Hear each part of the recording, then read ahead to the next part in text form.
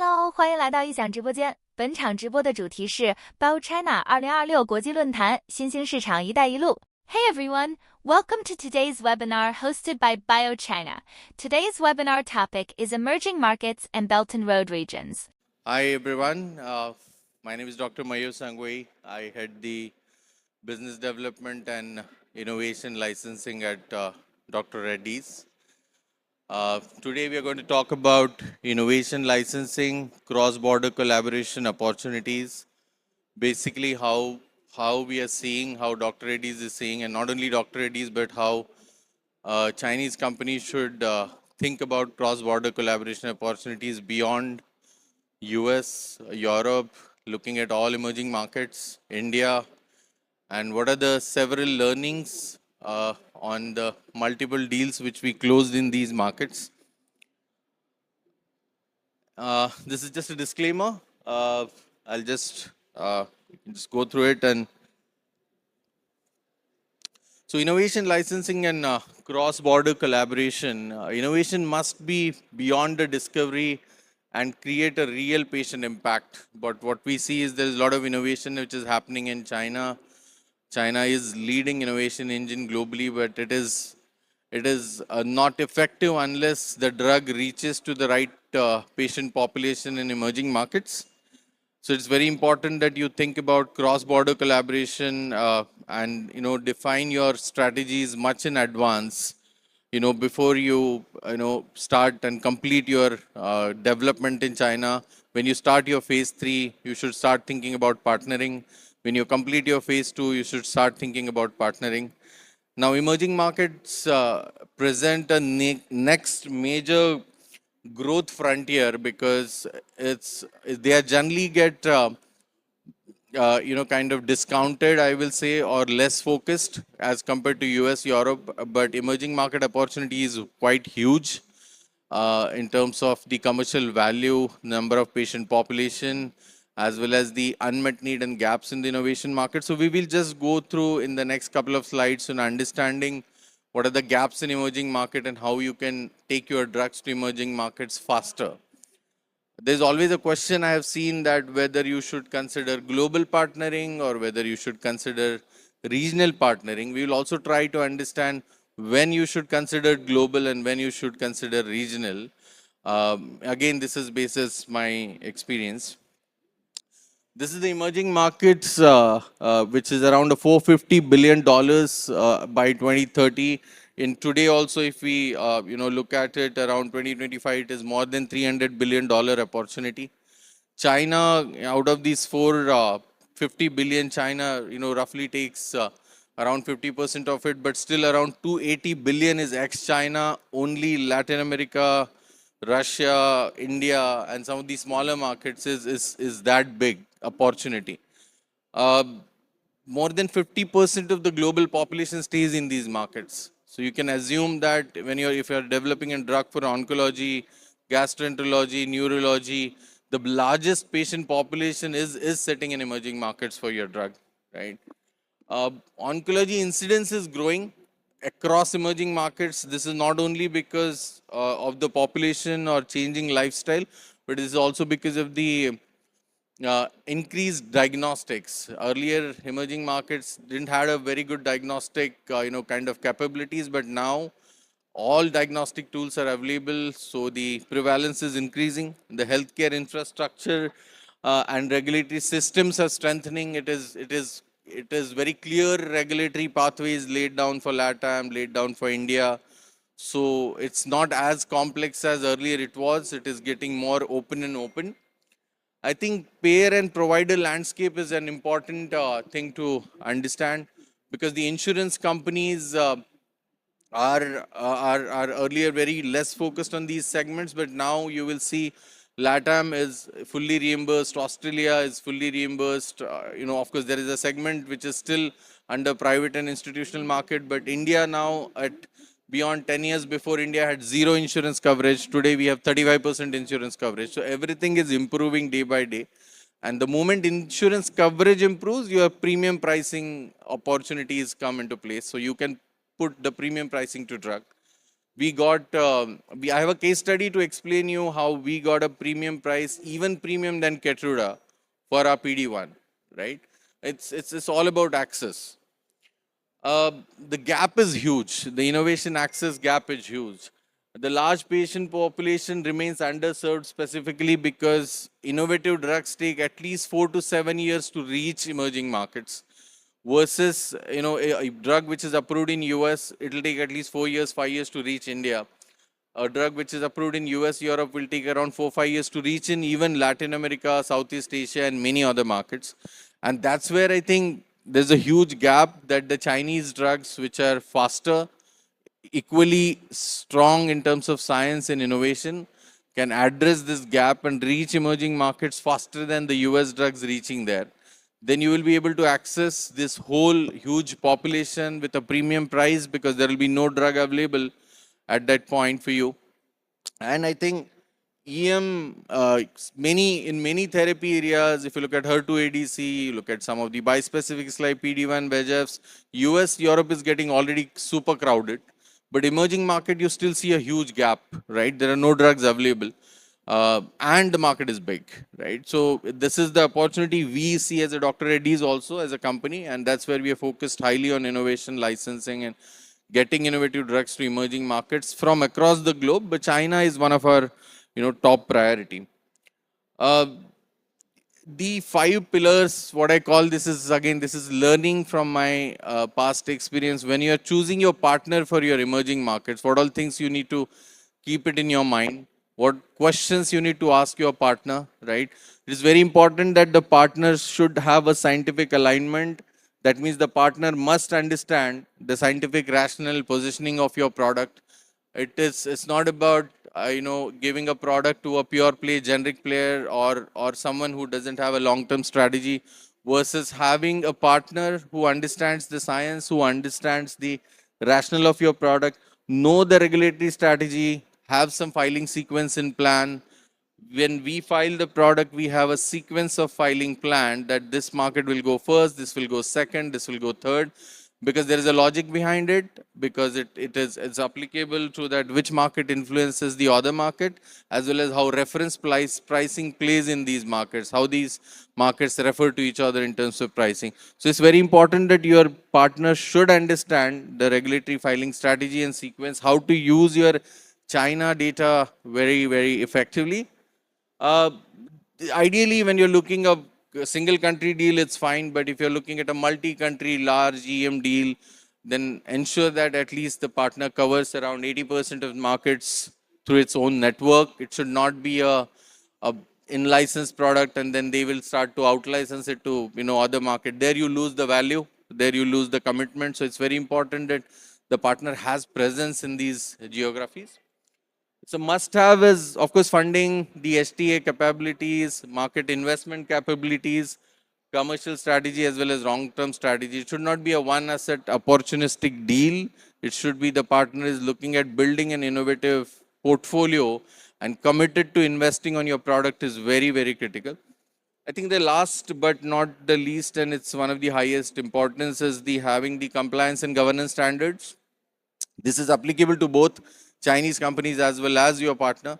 You need to make sure that you are following those, because in case you are planning to go US, any of your partners in emerging markets, if they're non-compliant ones, it will hit you hard in the developed markets.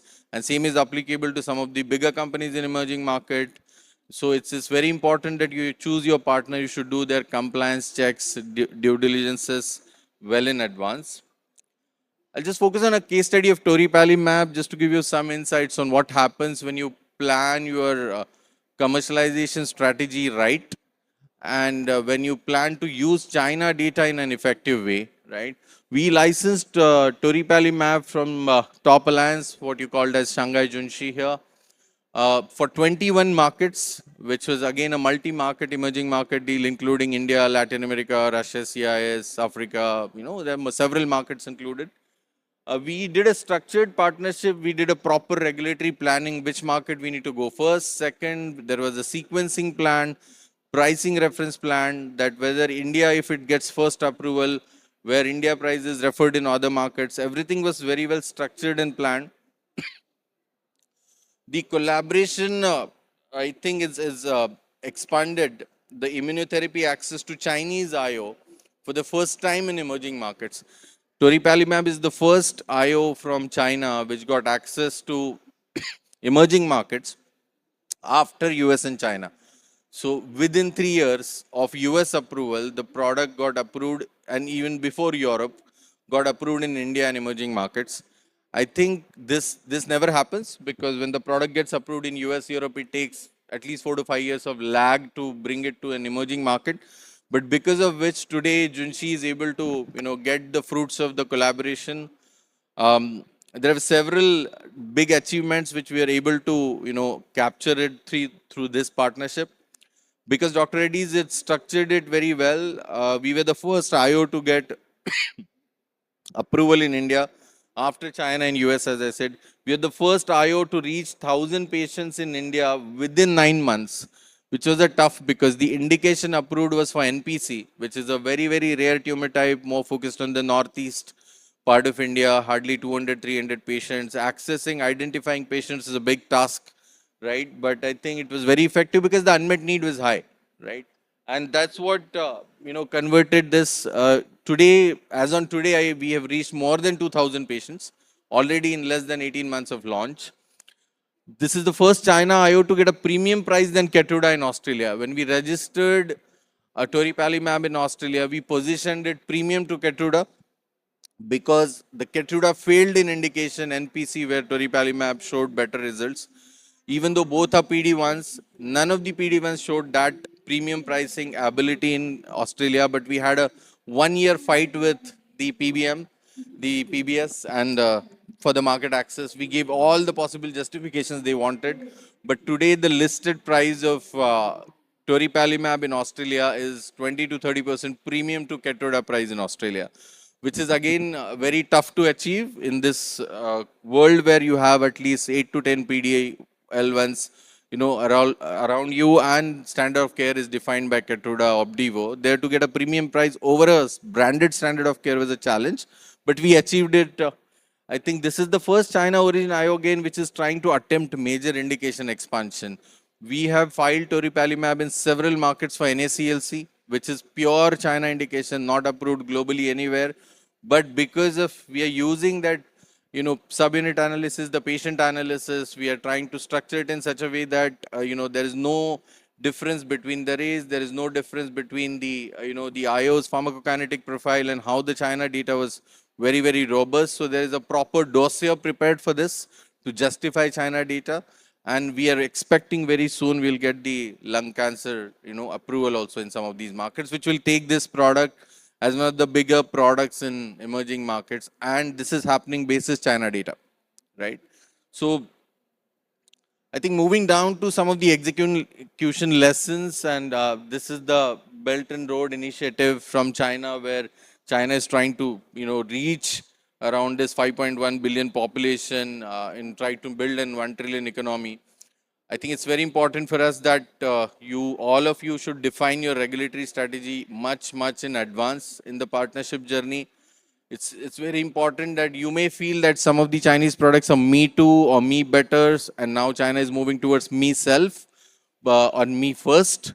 I think it's very important that the physician education much in advance. When we launched toripalimab in India and now in Brazil and Australia, 1.5 years before we do that, we had several interactions with the physicians. We offered the drug for free under patient access program, name patient access programs, early access programs, so that the physicians get an option to test the drug with the patients even before its approval, right?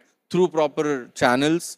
And that gave us, the physicians, also confidence in the drug. The moment the drug got approved, next day, multiple patients got immediately enrolled on the reimbursement path.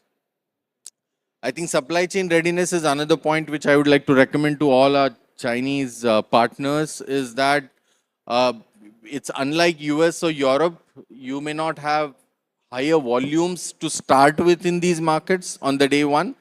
And these markets are small, right? Small, it's a group of market. Emerging market is like you will have Mexico, Colombia, LATAM, Peru, Chile, Ecuador. Now, if I look at LATAM only, there are 28 markets, right?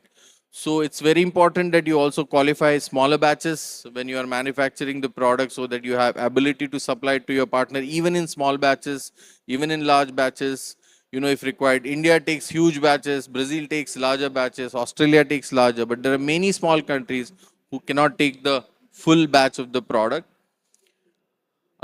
This is just a partnering strategy for you. Just go through this slide carefully.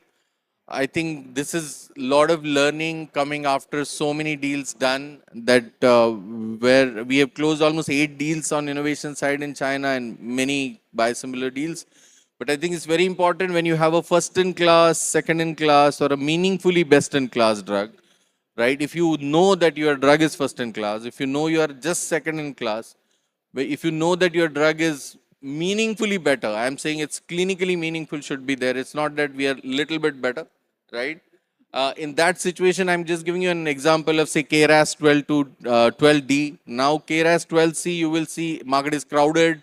There are 6, 7 players. It is very tough. If you now say, I also have a KRAS 12C, it's very tough for you to go to US, Europe at this point. But if you have a 12D, which is very focused on CRC, pancreas, there you will say there are only 1 or 2 players. You still are in the big game. You still have an option to go global partnering. Then in that situation, you have to look at whether the product has a medium to high unmet need in developed markets. If the need is very high, you know very clearly there are only 1 or 2 players. Please go for global partnering first. If you don't think, if you don't get any interest within 6 to 12 months, from multinationals after your several interactions, I think you have to understand on it, reflect on it, and see whether the opportunity is really there in US, Europe, or you're spending, investing a lot of your time and losing the emerging market opportunity, which is ready to open doors for you. In that situation, you have to immediately turn around and start looking at the regional partnering, which is the big ex-US Europe partnering. You need to make sure that you're filing IP and possibly trying to go for CT expansion. It's very easy many times without changing your clinical budgets to add few patients from India, to add few patients from, kind of Asia or Southeast Asia, adding few patients from Vietnam, Thailand, or India, or for that matter, even for LATAM, without changing much of your clinical cost. You can easily add patients in your trial, but that gives you a way to register the product in all of these markets. And this will have a positive impact on US also, by the way. In case the unmet need is low, the standard of care is very well established. You look at, in that case, again, you will have to look at unmet need in emerging markets and look for emerging markets first.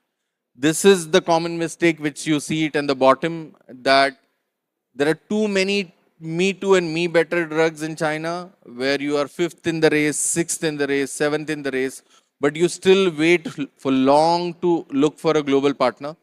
You should not wait too much because you're losing IP. You're losing interest even from emerging markets. We have seen in HER2 ADCs, there are 5, 6 HER2 ADCs already in US, Europe, already under clinical, already approved, a couple of them, and already under clinical. That space is super crowded now. If you take an HER2 ADC to US, it's highly unlikely that we will see a big partnership. But if you ask me on HER2 ADC, there is only one in emerging markets at this point, right? And that too is not accessible in most of the emerging markets. So I think it's very important that you start looking at taking emerging market on priorities in looking at the asset. Kind of you have to do your own valuation and be very transparent with yourself to do it, and then accordingly, start tapping the partners. This graph is self-explanatory, so I'll not go too much deeper. But I think the message I would like to give you is that the breakthrough that doesn't reach the patient is not a breakthrough. Right? I think it's very important that you should not wait too much for your science to get commercialized in US, Europe, and do not look at the underserved, more than 50% of the world's population. You have to just think about your objective should be how my innovation reaches to the patient who is in most need. And that should be your focus, not where the patient is sitting in US or India or anywhere. Of course, commercials are very, very important, but if with the right clinical and regulatory strategy, you can achieve much higher result. Um, That's all from my side. I think my contact is there in the slide in case if you want to get in touch with Dr. Reddy's for any help, not only for partnering, but if you need any guidance, I'm very happy to help you. Thank you so much.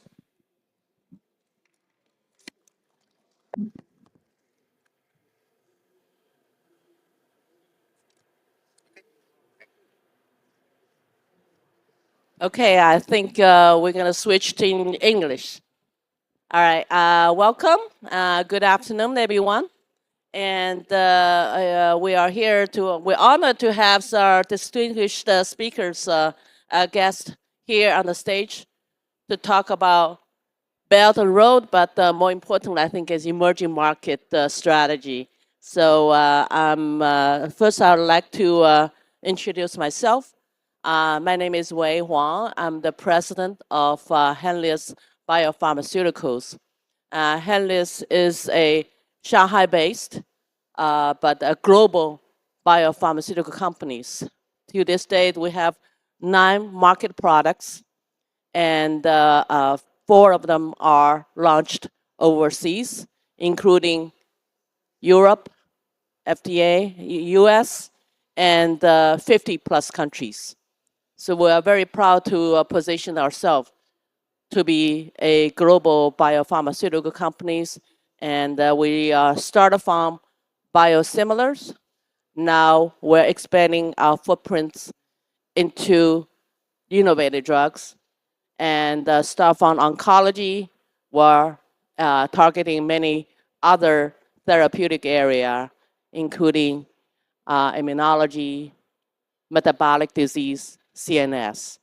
So very honored to be here to host this panel. And in terms of emerging market, we also have very extended footprints in the emerging market with our partners. So be happy to share some of our experience in the emerging market. Thank you. Hi, this is just had a session, so I don't need to introduce much. But my name is Dr. Mayur Sangui. I head the innovation licensing, biologics, biosimilar licensing, for all our branded markets, including all the emerging markets. And very happy to share today the perspectives.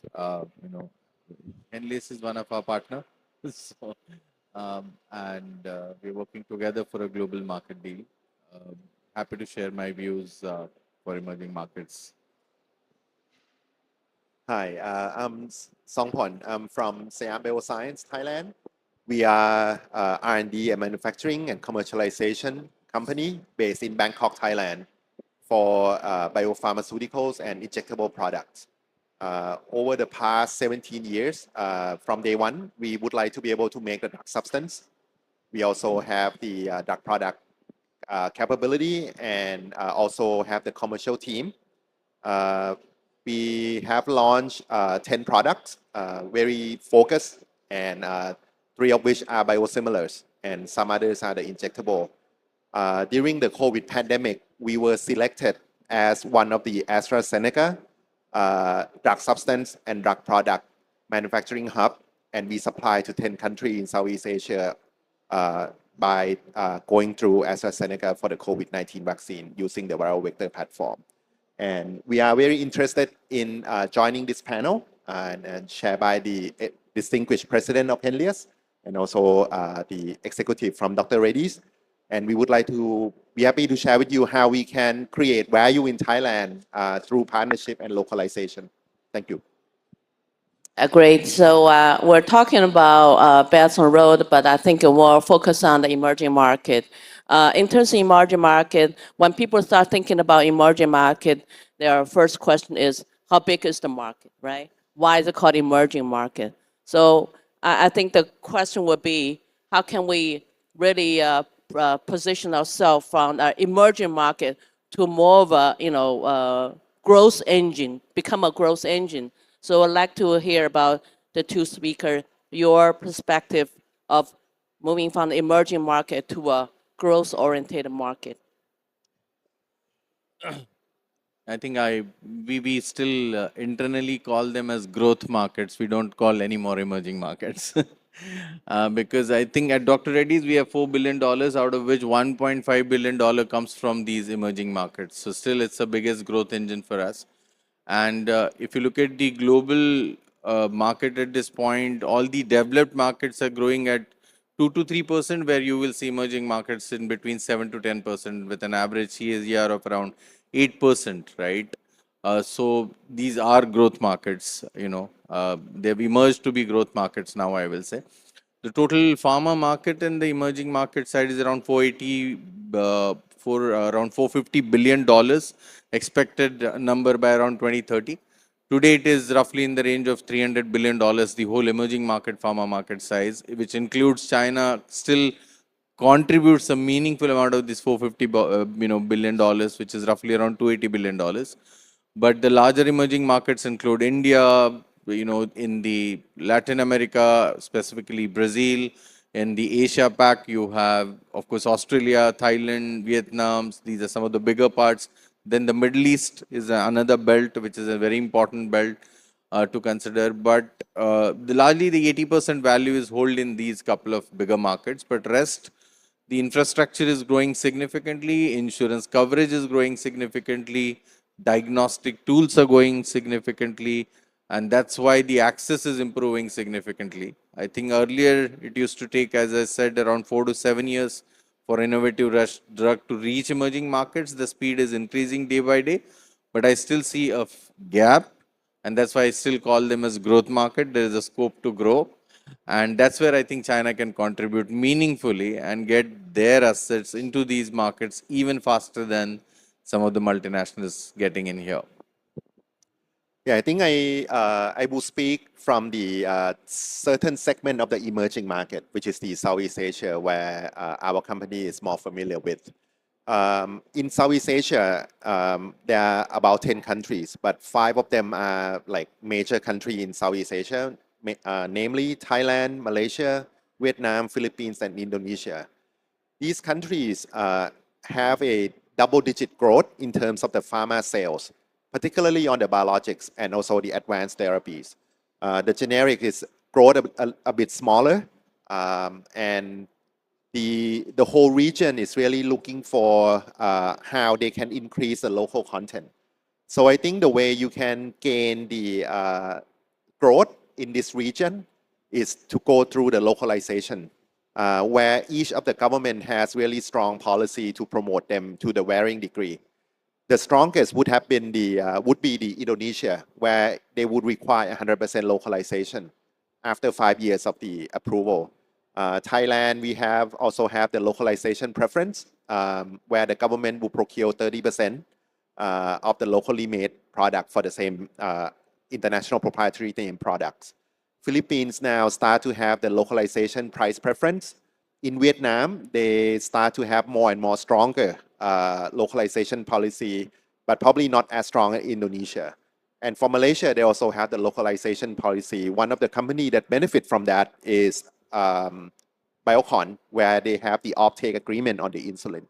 So I think if you look for growth in my neck of the wood, Southeast Asia, I think the localization would be the key to drive the growth. And I think it's going to be quite sustainable because it's go through the procurement privilege, where the majority of the pharma revenue come from the government, not from the private sector. Yeah, great to know. Actually, I had a little chat and just very surprised to know that Thailand now have a biopharmaceutical manufacturing facility in Bangkok, and Sampu's company is really leading that. It's great to know. I think I'd like to add to emerging market or growth market, from Henlius' perspective. I think we do have many products launched in many countries, and most people are focused on U.S. and Europe, two major regions. But to be honest, we last year when we first launched our Sablulimab Hatronifly with our partner Accord, we were quite impressed by the numbers from India. And granted, there's only one indication approved, but the number is very impressive. And we are also very actively looking at the pricing in the Southeast Asia. For example, Thailand. The pricing on the drug pricing, it's actually, even though provided by a majority is government controlled, the pricing is actually very, on biosimilar side, even better than Europe, right? So I 100%. think this is the part I think those growth markets should not be overlooked. But at the same time, we do notice more and more these growth countries would like to have you have more localization, elements in terms of the drug supply chain. And I think it's more is to bring sustainability, the sustainable growth, bring the technology to the country, and in exchange of the market. I think that we'll see that as a very more and more common practice. And we see that in Middle East. We see that in, South America, Brazil, for example. And we see that in Thailand, Vietnam, many more. So I think that's really the trend. But let's talk more on the collaboration side. I also know Sampo actually come visit China once a month, right? I think right now the growth market or emerging market partners are coming to China extensively. Some of them even lived in China for that. We see a lot of licensing, business opportunity, more out licensing from China to these countries. But at the same time, to get a product approved in that region requires a lot of knowledge, local knowledge, not only from the clinical standpoint, also from the regulatory uh, standpoint, and also the government policy standpoint. I would like to ask the two speakers to give us your perspectives on how do you get a product to the region and fast and successfully, and what are some of the key factors? Yeah.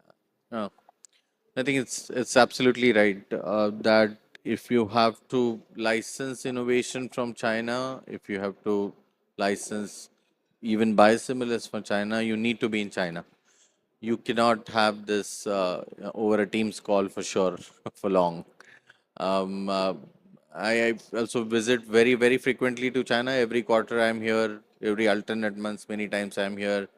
Thinking about having my own Chinese name now, but Do you have one now? no, I'm thinking about having.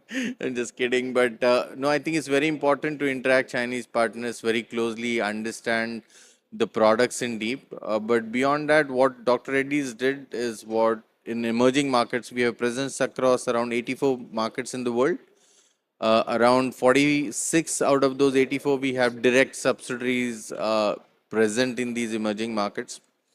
We with last 6 to 7 years of efforts, what we have learned hard after making multiple mistakes is how to effectively use China data in emerging markets, how to effectively justify China data in emerging market, what additional justifications, clarifications, health technology assessments, and specifically any specific subgroup of patient analysis, trying to justify how the two rays doesn't show some of the impacts on the immunotherapy categories, and giving those right justifications helped us to registered couple of Chinese products with the help of China data in emerging markets. And this is, I'm talking about innovation, which is even more complex than biosimilars in terms of registering a novel product. What we also did is we had a lot of interactions with the regulatory agencies in advance. We presented the data to them, we got their guidance, what kind of bridging study, instead of going to them and putting some very conservative that we will have to do a large patient trial to get this approved. We tried and went to them with asking, them that with all these justifications, what is the smallest possible thing which we can do? Can we do a post-marketing, trial to support you, a phase 4 study to support you? And we got couple of success in that side. Another biggest thing I think is an achievement, I will say, is we got a premium price to our PDL1, which we licensed from China, and the price is premium to Keytruda in Australia, which is a big achievement for us, going premium to Keytruda in Australia. But this all happened because of the value dossier what we prepared with the help of China partner, understanding how they positioned it in China and how we can do it. So understanding regulatory strategy, understanding how to effectively use China data, and timely, planning a filing sequence in these markets is super critical, I feel, for all of us to be successful. And I think China earlier we faced, we saw some of the challenges, China being not open on certain innovative, product in terms of, but now I think China also understood very well that in case to go and tap all of these markets, what all justifications they need to prepare, what all additional data need to prepare. And we are getting a lot of help from Chinese companies now. And we are at this point, we have almost licensed around 8 products from China, and we are looking forward to go double digit soon. That's great to know. Sample? Yeah, so I actually come to China every month for the past almost 2 years. We really look north for partnership. I think there's a lot of good product, world-class product that start to become much more established that come out of China, and also some of the innovative product, particularly in the area of cell and gene therapies. In terms of the partnership, we actually signed 2 partnerships with Chinese company over the past year. I think the government support in terms of having the free visa policy really helps, because it means that people from both countries can travel freely to one another, and that actually create a lot more partnership, especially in pharma, where you need a lot of close collaboration. That actually lead to the second half of the question, which is how we can get the product approved in Thailand or in the region. You really need the people in that country to help you, especially in Southeast Asia. We have what is called the ASEAN harmonization, right? But I can say that the only thing that we harmonize on is that we don't believe in each other. Actually, each regulatory agency has been very independent of each other. So there's only one belief, that we have to be independent rather than truly harmonization. That's a cruel joke, but that's a reality. So which means you need a local partner, okay? Ourselves, we also have one product that is more that we are more ready to export. So when we seek partnership in the region, we have to rely on a reputable local company that has not just the commercial team, but also some member of the company should be scientific enough to discuss with the regulator on the scientific side of things. The company should be big enough that the government, especially the FDA in each country, will listen to them, and it will be easy for them to schedule a meeting with the regulator. That actually really helps. And now let's just focus in Thailand, where we are located. Usually the way we approach our partner to speed up the registration process is to hold what is called a pre-submission meeting. Now Thai FDA is very open to have a pre-submission meeting with a local company, particularly the company that plan to manufacture the product. So recently we have a like pre-submission meeting with a partner actually from India, how we can better localize the product and how we can have some favorable approaches to speed up the process. So I think that's the main point. It's important to find the right partner, the partner that not only have the commercial side of things, but also have the scientific side of things, and also big enough to talk to the government for you. Yeah. Yeah, I would echo what you just said, and finding a right local partner is really the key. I think in our experiences, sometimes we have to switch partners because of they are understanding the local market, understanding the pricing, understand the government policies, and it's a very complex network. And to have the local knowledge is the key, and also have a reliable partner is really very important to get your product into that region.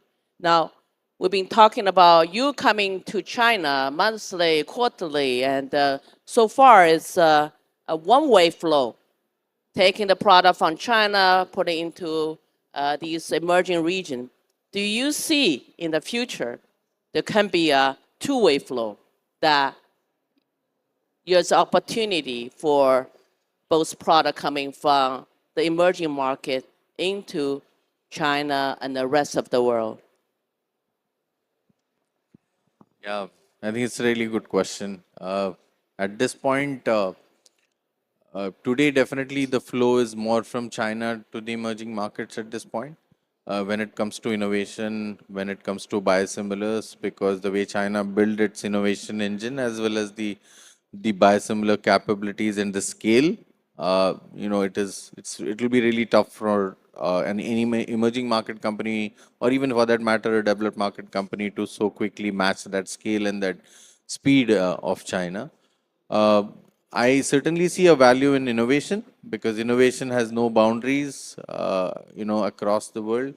An innovative product coming from other part of the world, with the help of AI, with the help of there are multiple discovery companies in India as well. There are multiple discovery companies beyond India. We see in Australia, Singapore, and many other markets. So I'm very sure that we will see, once these companies move ahead, that the innovation from some of these companies also reaching China, right? And Chinese companies at this point, I don't see at this point they're looking for in-license same thing at a larger extent. Their focus is always going to be, more on the out-licensing side. But what we are trying to do, what I can tell you differently, is we are trying to co-create. Instead of saying that I take my asset and take it and license it and develop it in China, what we are seeing is how we can co-fund these assets together. If you're taking my asset or if I'm taking your assets, we put 50, you put 50, we co-develop it, take it to a stage, and then think about globalization on that side. So we are offering a lot of helps to early stage Chinese biotechs at this point on that side, because we want to create some innovation together. We see some funding issues sometimes, so which we are trying to, use our funds to kind of. So that's one thing which we're trying to contribute to have, to the especially the small to mid-sized biotechs to take their innovation. I don't think it's happening on a biosimilar side. I don't expect, to be very frank, anything from outside China to come to China. Innovation, yes. Complex generics is also happening. Is already generics from India are already reaching China, so that's also happening. Um, but I think the biggest thing is how China can co-create a lot of things with emerging markets companies, considering the strong regulatory and commercial understanding which is with the emerging market companies, and strong innovation and development capabilities and manufacturing capabilities of China. So I think the synergies are high because the strengths are different. We just need to work together. Yeah, I echo that point. I think China become a powerhouse. I think, let's say 20 years ago, there's a saying that the biotech hub tilted from northeast to Southern California. But I think now, for the past 5 years, the biotech will cross the ocean cross the Pacific Ocean to China. China become basically a hotbed for the biopharmaceutical, particularly in the area of ADC and bispecific. You see a lot of licensing agreement from the multinational company with China company. So I don't think we will see anytime soon the product from emerging market in licensed by Chinese company. But I echo the sentiment as well on the co-creation and co-development. There's some area where I think the medical practice in China may be different, or the medical preference, not so much the practice, but the preference here is different from other parts of the world. And our country or our region can help in terms of the develop the product into a different maybe product profile that will be suitable for other part of the world through co-development together, which is also something that we are keen in terms of partnership in China as well. Not only just to localize a product, but also co-develop and create something new together. Yeah, that's very interesting. Yes, we were just talking about that during lunch as taking the existing product, add on value to it, Yeah. to become an innovative drug. It's another area could be a potential collaboration model. Yeah, just to add to what we said, one another thing which I think we are working already with, on with Henlius also on that direction is that uh, I think it's always for a small to mid-sized biotech, it's always tough to handle multiple partners. So one, what we earlier cited, that find the right partner. That's number one. But also try to maximize that partnership. Try to do couple of things with that partner. Not only one product deal, but try to do other research collaborations. Try to do clinical collaborations. Try to give more products. Strengthening one partnership and having one or two or three big partners will reduce your alliance management burden significantly, and the co-creation of value will be always higher. Oh, I totally agree. We are struggling with alliance management with multiple partners. Definitely going forward, on the biosimilar side, definitely we're very selective in terms of our overseas partners, and I think it's really streamlined the workflow. And I do agree with both speakers, and I think we talked about in another panel as well in terms of innovations. And I think we see more and more Chinese innovation really catching up the speed with the traditional U.S. and Europe focused innovation. I think we see as a company ourselves, we used to have an innovation center in the U.S. We still do, but now majority of our innovation are very much happening here in Shanghai, and I think in terms of speed and in terms of the no, the numbers, I think really surpassed the other countries. And you see more and more countries are bringing innovation of R&D centers in China for that reason. And also, I think clinical, accessibility is also another key to this success. So that's why you also see more and more MNCs are coming to China looking for BD deals because they know that's where the jewel is, right? And now let's let to the third question, which we touched upon a little bit in terms of manufacturing, in terms of supply chain, and right now, majority of the manufacturing supply chain coming from biosimilar side, definitely, they are coming from China. We're not talking about U.S., we're not talking Europe here. We're talking about those emerging market. What is your perspective in terms of the supply chain? Localization, is a mandate from the region, and how do we implement that? And also, more importantly, how to make it, cost effective, especially for biosimilars or some other, drugs. So I'd like to ask maybe Sampo, you can give the first round this time. Yes. Yeah. I think in terms of the supply chain for the localization, we actually talked with several companies for the past 5 years about the localization. One of the concern that we heard all the time is the logistic of the starting with the technology transfer. It's going to be there's a concern from the licensor view that the licensee may not have the capability. So we take that point, and what we try to do is we demonstrate. What we have to do is to make it seem easy for the partner to partner with us, starting with the technology transfer. So we build up the R&D capability more on the D side, the development side, especially the PD and the analytics.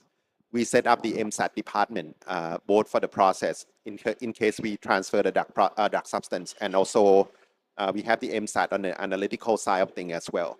Hiring the people is also important. We get the people who work outside of Thailand before, blend in with industry veterans from Thailand in order to create trust and some international flavor to the team.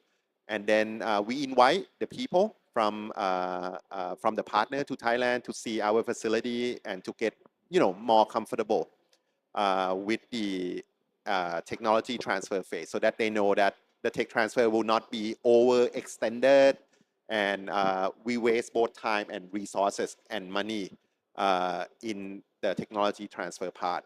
The second point is we need to build a facility at the right scale. Okay, not too big, not too small, because if you build it too big, then the cost to maintain the facility is too high. And at the end, you have to get some return on the investment and the cost you add up to the localization process. And that actually not only not creating the value for your partner, but also not creating value to your customer as well, which is your national healthcare system. So when we, in our philosophy, we build the right size, okay, the Goldilocks size, not too big, not too small, just right, in order to have the right cost structure for the partner. And the third point, we need to have this very strong back office that has the international experience with the import and export. Because whenever you import the material to do the local manufacturing, it's not only just the API that you are importing. You're importing packaging material, you may have to import the reference standards, you have to import some reference material, and these things can get complicated with the, at the custom border, where they may not be familiar with. So what we try to do is to look at the whole activity from end to end with cost consciousness in mind at all of the steps, and to make sure that the partner will get as smooth the process as possible from end to end. So before, and we can prove that also with the past track records that we do, where we can take transfer for some cases very smoothly from the start to finish. And just give you an example, even though it's during COVID, we finished tech transfer in 7 months from AstraZeneca and then launched the product very quickly. The other case, we transfer erythropoietin from a partner. The tech transfer phase take only 6 months, and then registration another 1.5 years, and then we launch the product from end to end, drug substance to drug product. So the track record can ease the concern of the licensor, and the market performance also will ease the concern of the commercial people of the licensor. All the product that we in license and locally made, we achieve #1 market share. So, so in summary, we demonstrate the understanding of the whole value chain, supply chain in the country.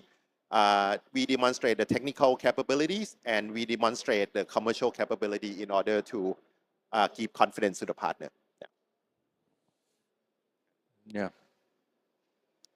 Just to add, I think I'll try to keep it short, but we, for any important product, not only for China, but also for our markets, for any important product which is critical for the organization, we will have to, if I'm talking about a small molecule, we'll have 2 API sources, 2 manufacturing sources, 2 backup facilities, kind of always ready. I think it is time to start thinking about even biologics.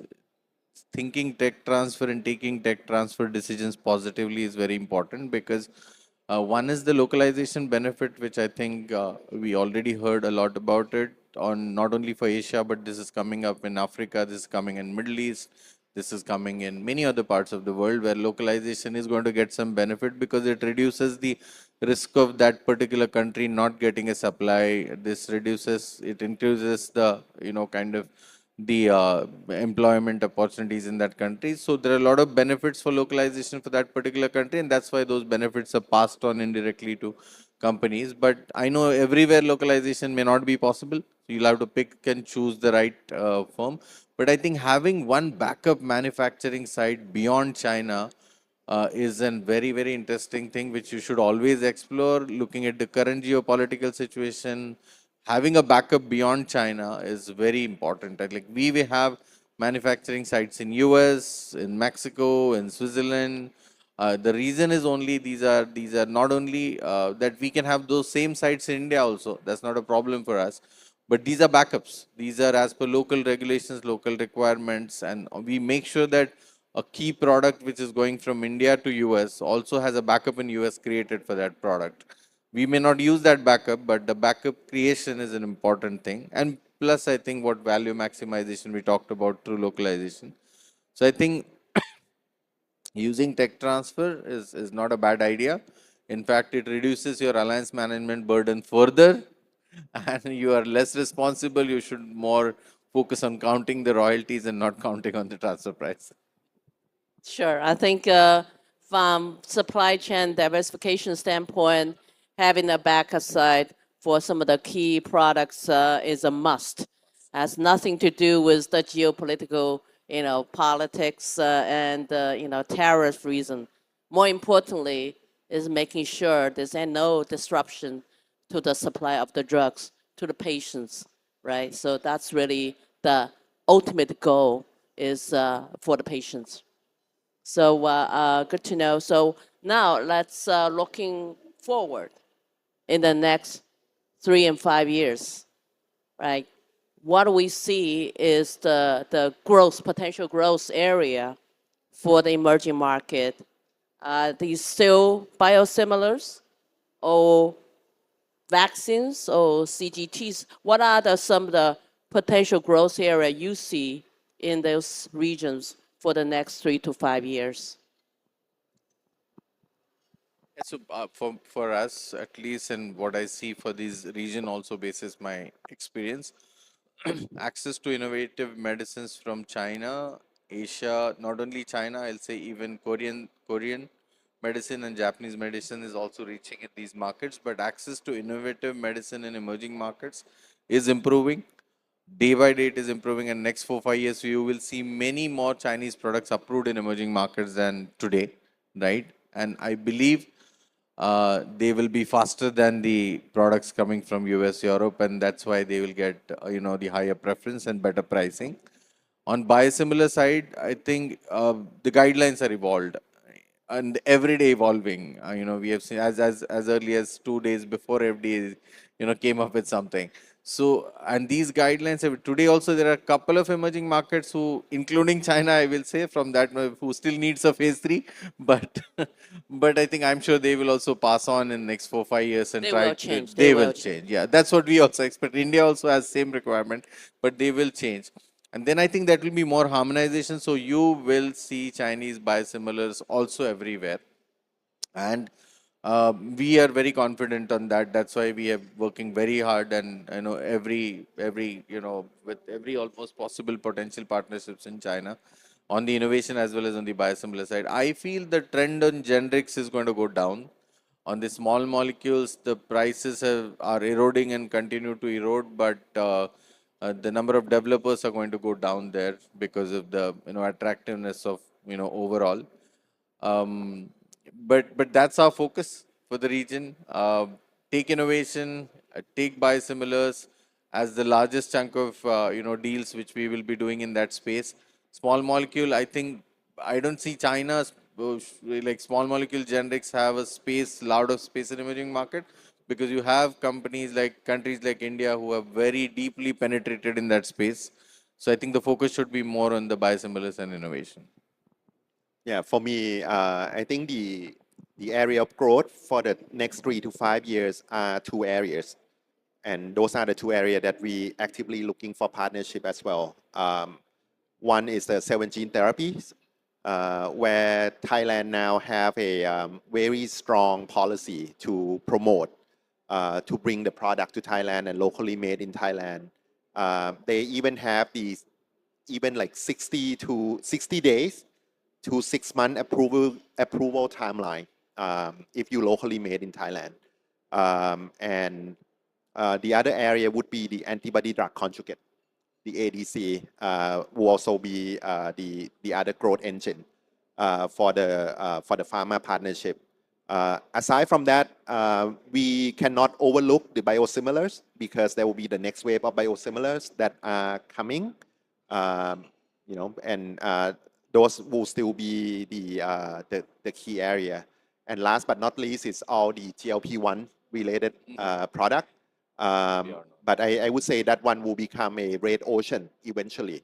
For the first three areas that I mentioned to you, CGT, ADC, and biosimilars, those would be the area where there will be a lot of growth and also the value can still be maintained.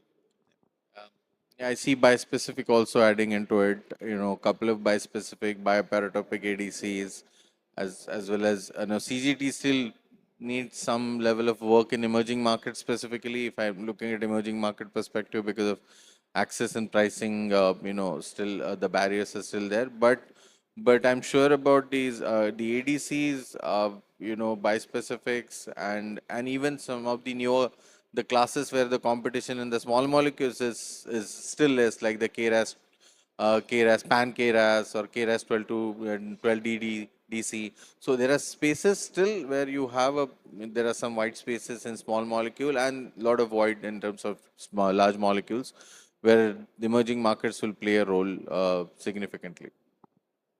Great. I think we have some time left for open the floor to any questions you may have from the audience. So let's see if there's any questions from the audience.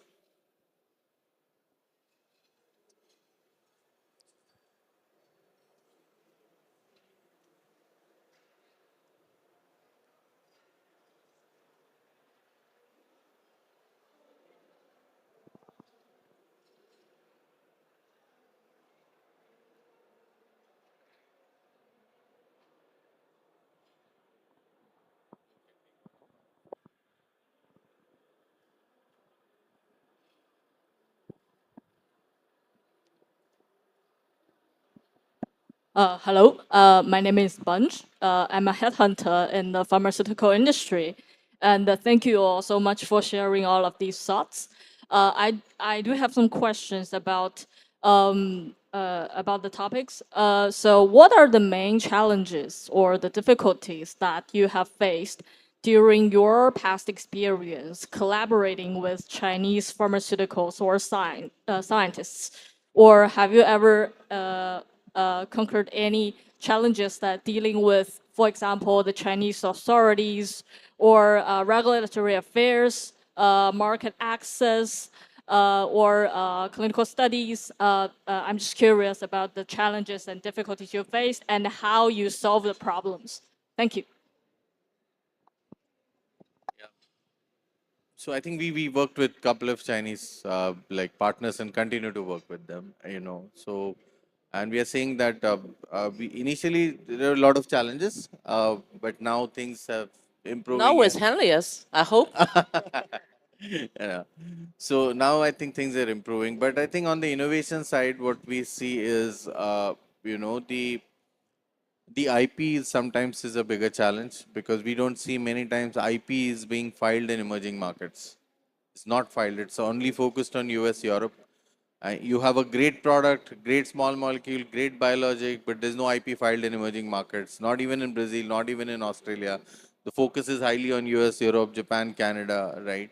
That becomes a challenge. When you are a me too, me better, I feel your IP should be emerging market first, then US, Europe, because the scope for a me too, me better is high in these markets, because it's less crowded as compared to the global, regulated markets.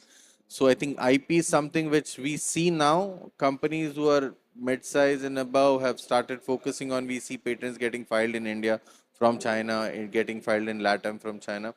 But that still has a lot of scope for improvement, I feel. We see the data generation capabilities from China, conducting a phase 3 in China, doing entire development in China, not thinking about adding any patients beyond China is still, I think, is a barrier, but it is improving again every day. My strong suggestion is that there are a lot of misconceptions about adding patients beyond China increases your clinical cost. It does not increase if you add patient from India. It does not increase if you add select countries from Asia, right? You have an option to add patients from even from Thailand, Malaysia, Vietnam, India, for that matter, some select countries in LATAM, like, and that will not increase your cost. significantly. It is a very small increase because some of these countries, in fact, have ability to lower the cost, not increase the cost. India's clinical cost is one third of China in terms of when it comes to biosimilar development, right? So in terms of innovative product development, it is half of China at least, only because of the unmet need in the market. So I think adding few patients will avoid your partner to repeat the trial, and that attracts your asset higher than the other competitive assets. So it's very important to consider. Third, I think we already talked about, and we also mentioned about the tech transfer feasibilities. Having openness to do that, tech transfer, adding backup facilities is going to help, which sometimes we feel it as a challenge when it comes to talking to Chinese companies. And I think we talked about alliance management burden, even though it's not a big topic in front of rest of the things what we highlighted. But this is very important if you're a small to mid-sized biotech, to not to go and partner in Brazil with someone, Colombia with someone, Mexico with someone, and then Asia with someone. It will be very tough for you to manage your supply chain. It will be very tough for you to manage your alliance. So it's better to have one partner for the whole region kind of structure, or maybe even multi-region kind of structure. But these are some of the challenges we had initially, which are improving day by day. Um, um, but I think the most important suggestion is to add patients beyond China. Yeah, I think I'll echo to that because one of the product, even with the approval, we still consider adding more local patients, not from a clinical standpoint, more for commercialization, marketing standpoint, to show more local content. So that's it's a very important message to all of you trying to enter into the emerging market, is having local content into the clinical stage, local content. Sample. Yeah, we work with Chinese company for the past roughly around 5 years. I think after the selection phase, where you select the right partner, after that we don't find it to be any problem. If the company is international enough, everything can be resolved. And I think the company in China that aim for international partnership actually have a very good uh, sentiment towards partnership. And I think for all the technical challenges, at least within our Southeast Asia region, all those can be overcome. So I don't find it to be any problem. Great. I think the perfect timing. I think again, thanks our distinguished panelists for sharing their insights about the emerging market with us. And we look forward to more growth in those emerging markets and to see more two-way flows as well, or co-development in this region as well. Thank you all.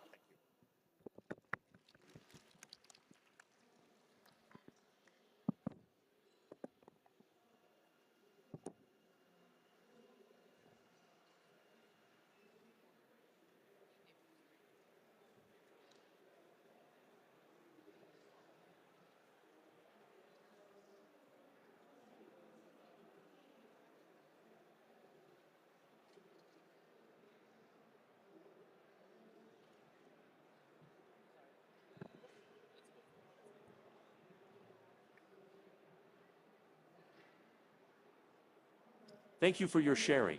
Let's welcome the panelists for the next session. 有请下一场访谈嘉宾。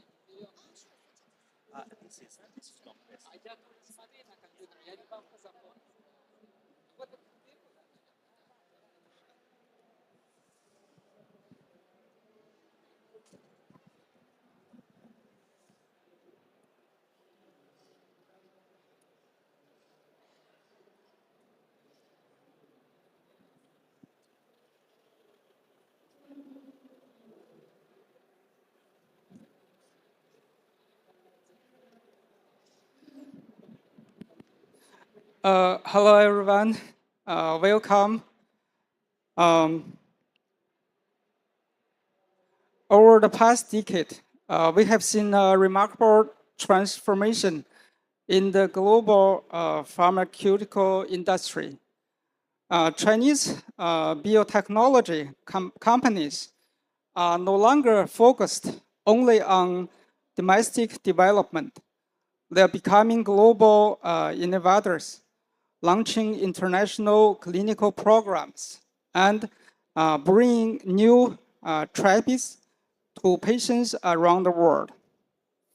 As this global expansion continues, emerging One Belt, One Road countries such as Pakistan and Bangladesh are becoming increasing important partners in clinical development. Today, we will explore how these markets can support the next generation of global clinical trials. My name is Zhang Xiaogang, and I'm the CEO of China Smooth Drug Development, a global CRO supporting pharmaceutical and biotechnology companies with clinical development, regulatory strategy, and market access across international markets. Before we begin the discussion, I would like to introduce our distinguished panelists. Our first speaker is, I think, lady first, is Julia Sanderin, a beautiful woman. She is head of corporate development and one of the owners of Smooth Drug Development, CRO, specializing in clinical development and regulatory support across emerging markets. And our second speaker is Muhammad Abu Said, CFO of Bangladesh Clinical Trials Limited, who has extensive experience supporting international sponsors conducting clinical trials in Bangladesh.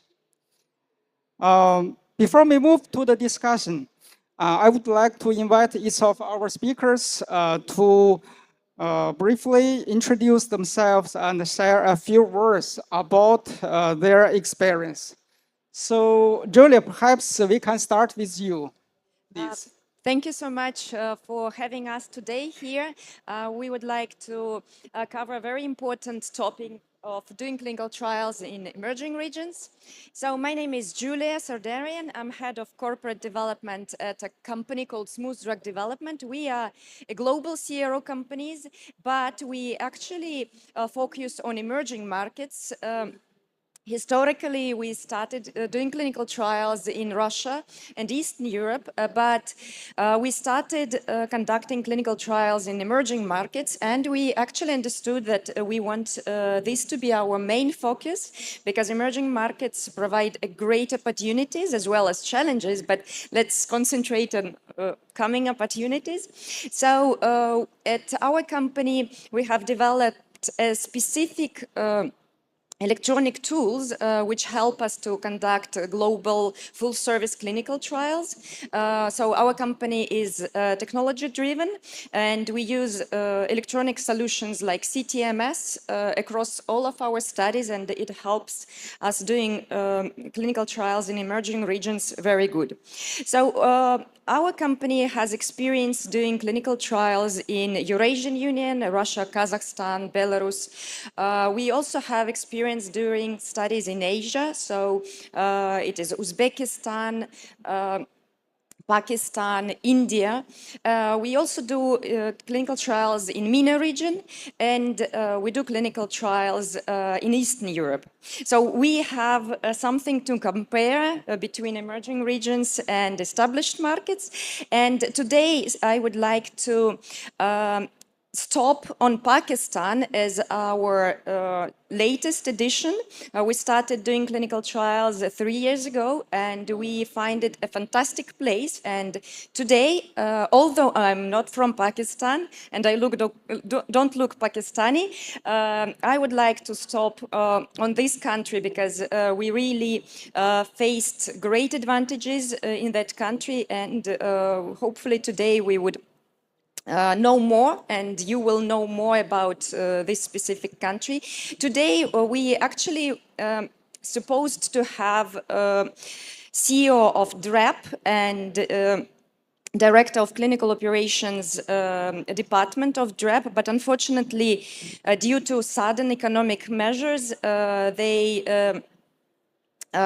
did not let state officials travel abroad. Hopefully this ban will be finished soon, but hopefully next year we will be able to welcome them in China and get more insight on this very nice country. Thank you. Mohammed. Thank you. Thank you, Ilya. Everyone. And very good afternoon. I'm Mohammed Abu Said, working as a operational head and general manager for Bangladesh Clinical Trials Limited. It's a CRO in Bangladesh, just in the middle of South Asia. And we do conduct clinical trials in Bangladesh, and actually very interesting geographical and location of Bangladesh make it a very good a very good place to conduct any clinical trials. We are doing clinical trials since last around 10 years, and my company working in this sector around 6 years. So thank you, BioChina, for giving me this opportunity. I would like to share our experience in during the conversations, and also welcome you all to explore Bangladesh and its clinical trial opportunities. Thank you. Okay, thank you both.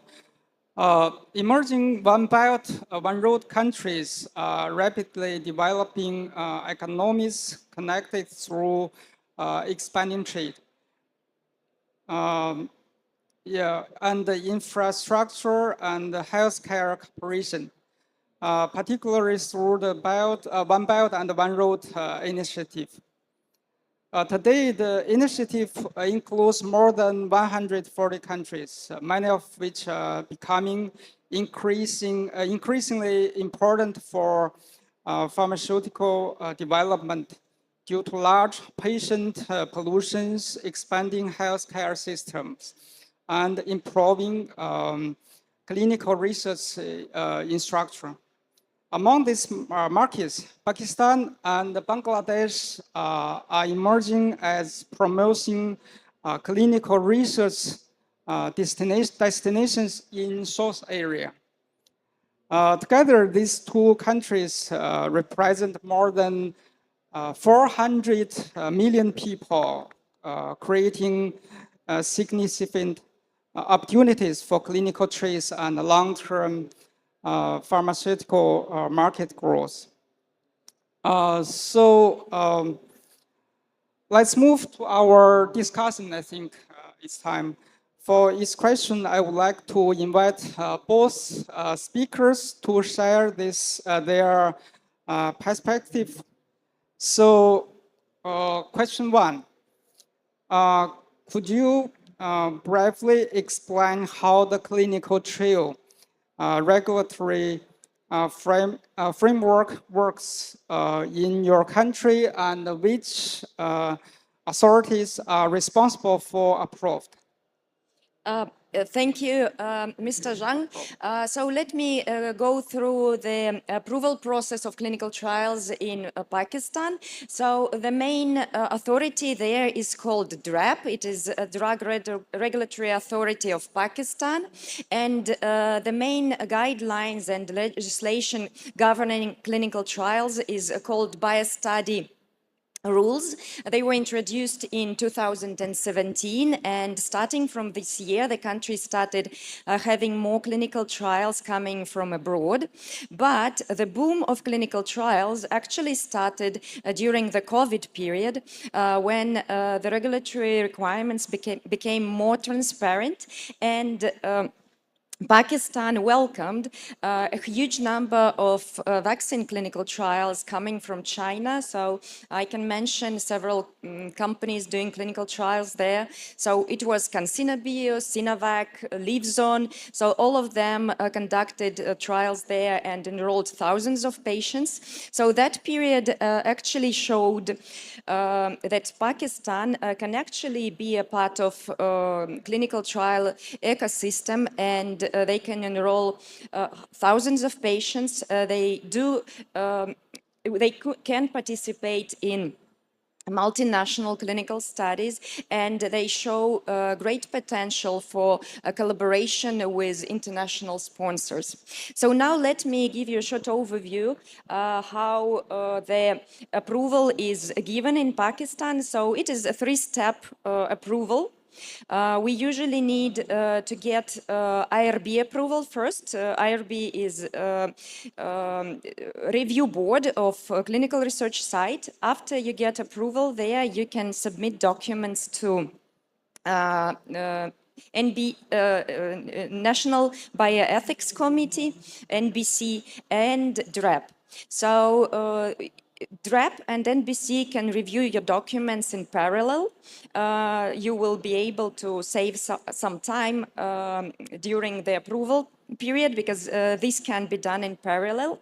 And it is worth mentioning that all regulatory authorities actually have a schedule of meetings. So if you do submit your documents in advance, you have a good opportunity to get a pretty good approval timelines. It is also worth mentioning that clinical trials in Pakistan are aligned with international standards and ICH GCP, so you can make sure that your studies have data which can be accepted in multiple countries. We, as a company, do have experience providing trials in Pakistan for American companies which used the data for FDA submission, and none of those trials had any issues with data quality. Thus, we can definitely say that Pakistan, regardless the fact it is a stringent authority, right, we can definitely say that the data is ICH GCP compliant. Okay, thank you. Thank you. It is actually pretty much same between two neighboring countries. Pakistan and Bangladesh are very close neighbors. Almost everything is similar. In very few places there are some differences. And it is also true that in Bangladesh, the clinical trial things booms very highly during the COVID time. You know, that time there was requirement of so many clinical trials and globally, including vaccines or monoclonal antibodies or other drugs. So Bangladesh actually started approving CRO from 2016. Before that, there was no official CRO. Clinical trial used to happen, but by different research organizations. But from 2016, it became structured. We adopted law, we adopted GCP guidelines and other proper documentation. Then it started. And it covered in 2023. I mean, it completed in 2023. In 2023, our parliament approved a law on clinical trials, how to conduct and how the GCP should be followed, everything. So now let's come to the procedure. Procedure is, as I told, is almost similar. It is also, we need ethical approvals, then we need regulatory approvals. But major difference is in Bangladesh, we cannot do both things simultaneously. It's one after one. After the ethical approval, then we go for regulatory approvals. But only two process, ethical and regulatory. So for ethical clearance, we have currently working a national ethical committee under the Ministry of Health. They review all the protocols. But as I shared just a few minutes back, that we adopted a new law in 23. So according to that law, we have a good option that every CRO can form their own IRB.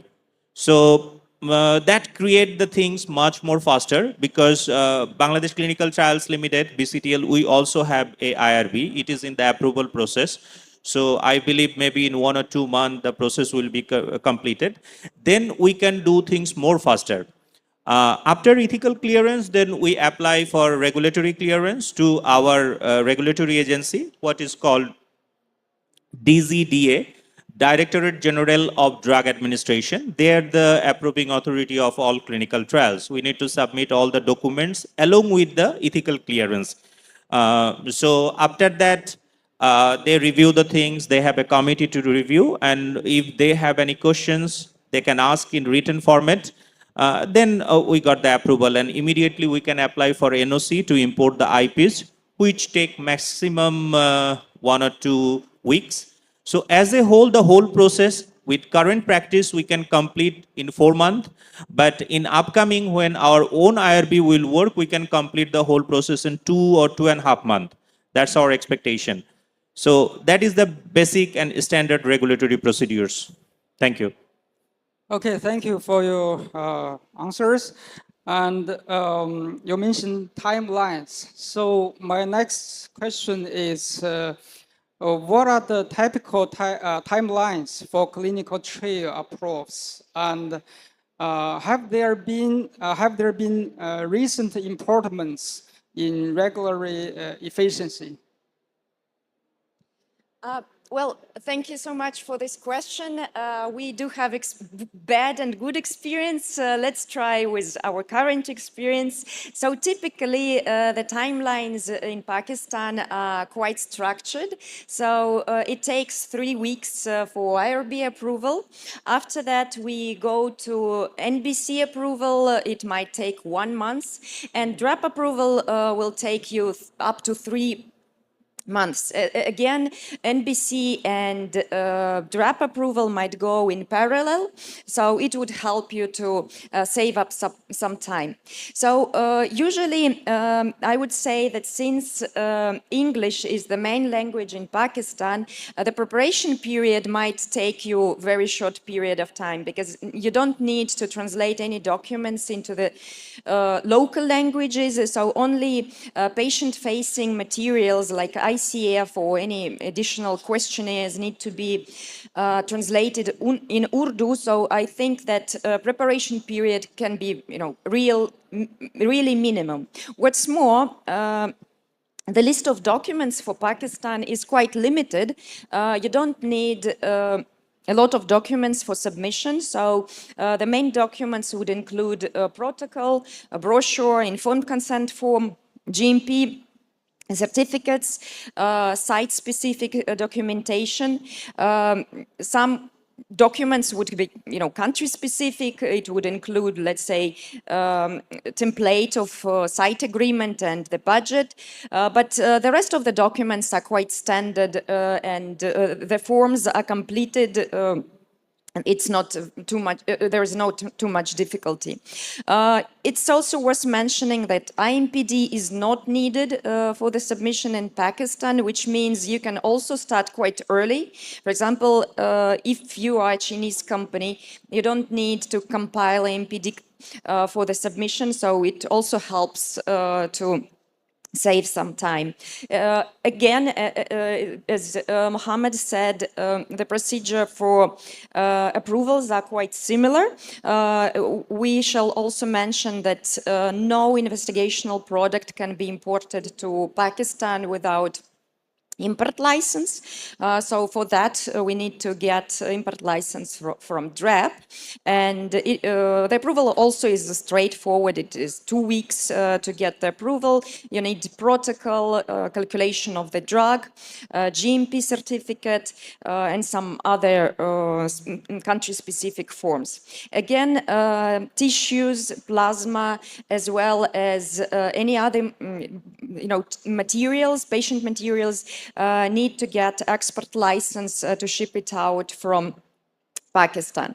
So our best experience was this year. We approved 2 clinical studies within 2 months.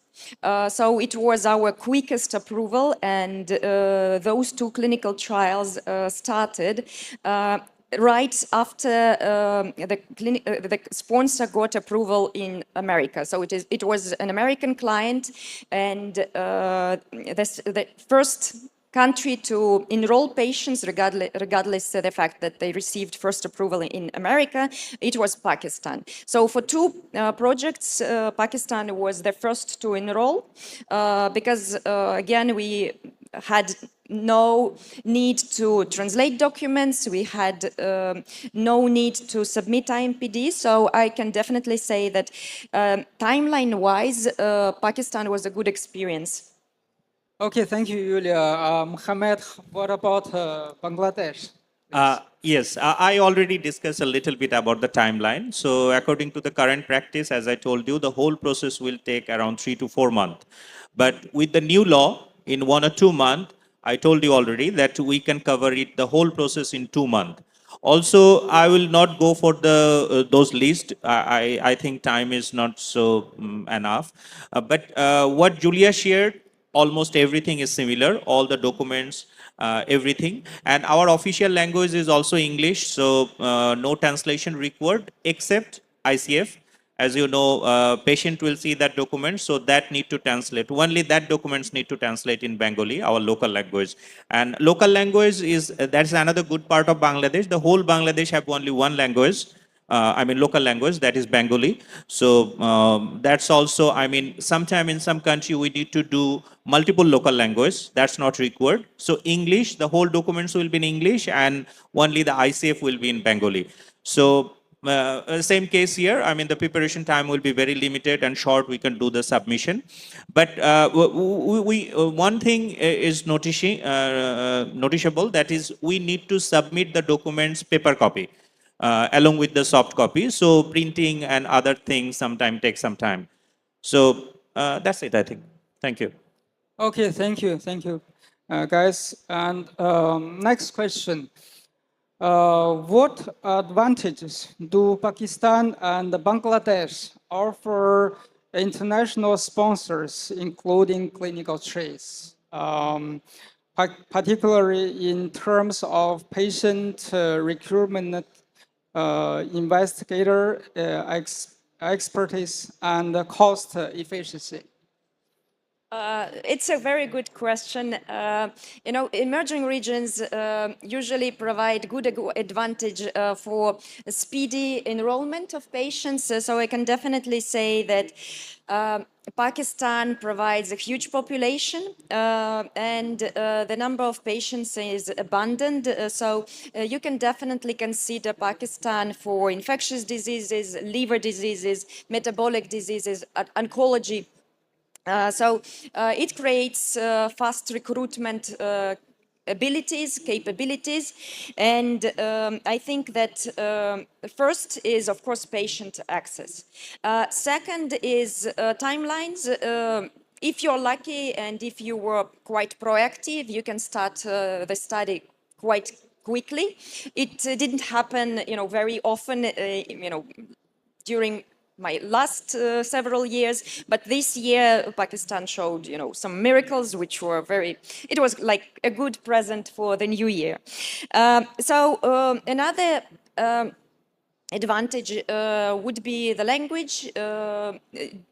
Doing international clinical trials, it's also always a big challenge to manage multiple languages across the world.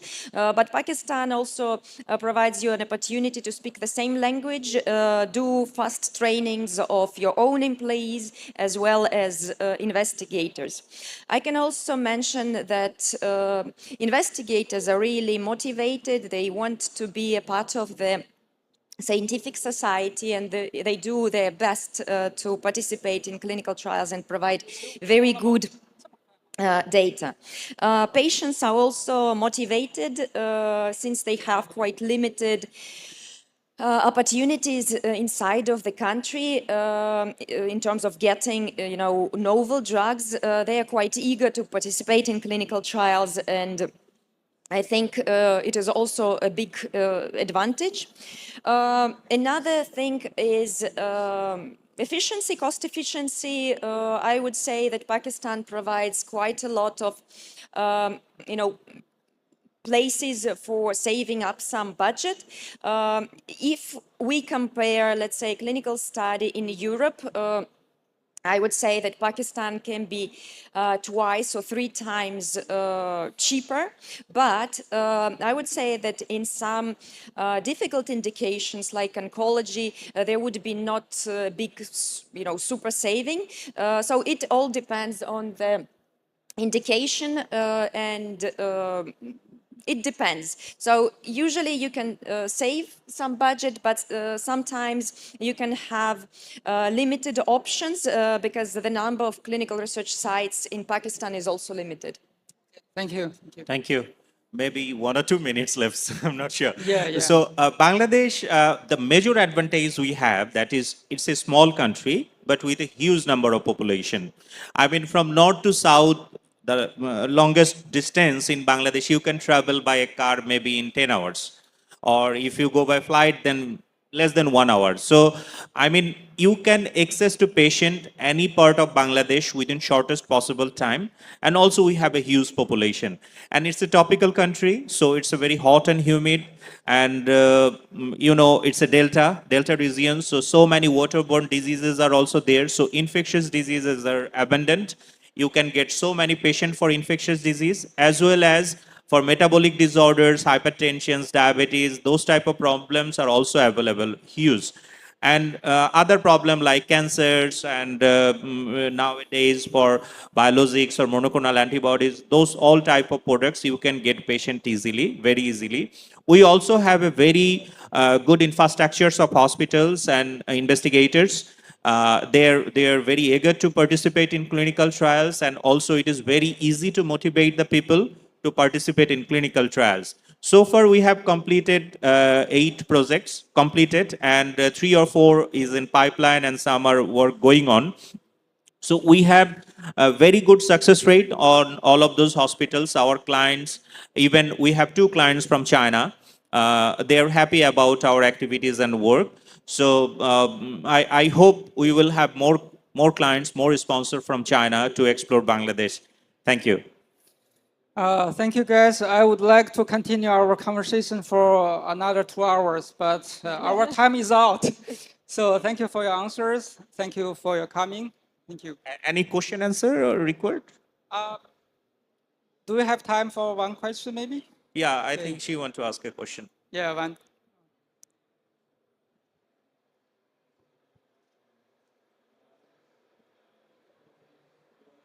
Thank you.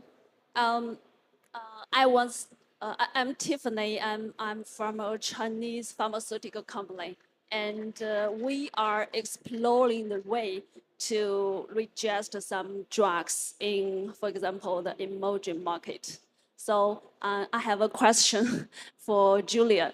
Just now you mentioned there is no need to translate the submission data in Pakistan. So which language we can use, for example, for our Chinese companies, which language we can use for the submission data?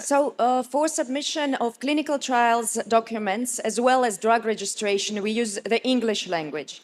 Oh, okay. Same for both countries. But for the CMC data, Also English. What can all in English? Yes, is okay. except patients' documents like informed consent form. Everything shall be submitted in the English language. Oh, okay. And I still have another question. Sorry.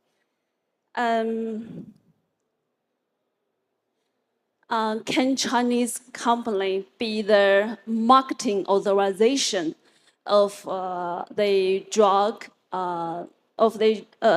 can Chinese company be the MA holder? MA, the marketing authorization, the holder in Pakistan.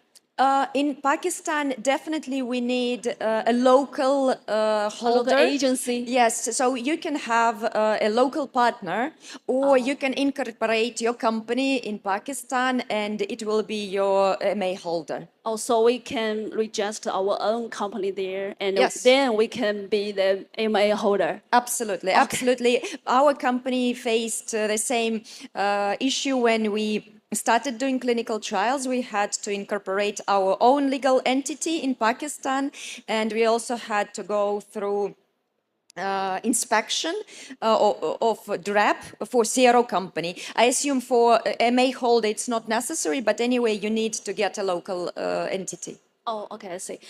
And another question. Normally, how long it takes for our solid drug to finish the clinical trial? Well, the approval would take, from 3 to 4 months. Then enrollment might be, as quick as you wish in terms of whether if it is a global clinical trial, Pakistan would align with your global timelines. If you need a local clinical trial, then it depends what trial we are performing. Our last 2 trials were in infectious diseases, and we enrolled 100 patients in Pakistan within 1 month, which means enrollment might be extremely quick in Pakistan, but it all depends on what indication you are targeting. Oh, thank you. And if there is any drugs in Pakistan, can be the bio waiver. Bio waiver means we do not need to conduct the clinical trial. Yes, indeed, Pakistan accepts data from abroad.